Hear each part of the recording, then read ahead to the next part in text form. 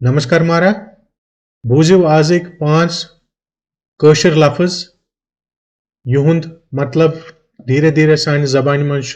छुन होतमुत गब गछुन तो बे 10 मुहावरा यमन 5 लफ्जन हुंद मीनिंग छु याथ वीडियो किस एंडस मंज करो शुरू सोन मुहावरा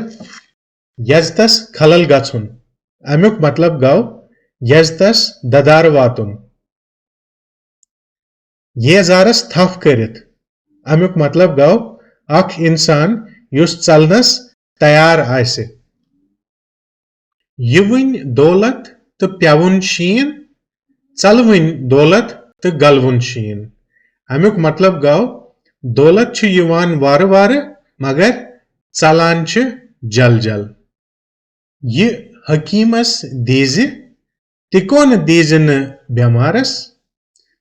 अमुक मतलब छु यलाज खोत छु परहेज ही बेहतर युंदई रथ तिमनई मत अमुक मतलब गौ बेसुंदई चीज तमसी खत्र इस्तेमाल करुन हेडुन गेलुन पानस मेलुन अमुक मतलब गौ युस बेयस हेड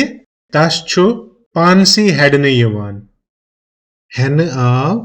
तो खेन्य आव अमुक मतलब गौ कुनि गलत काम मज या खुरिस मज फसुन हेरनई पिलई जंगई जलई अमुक मतलब गौ कह न कह आजार वातनाउन हेन आसुन द्युन न आसुन अच न हेन न द्युन ते वनान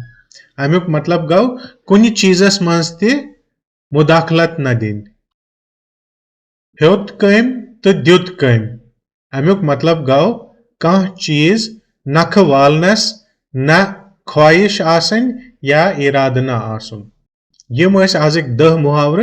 वन करो आज केन नवेन लफ्जन हज कथ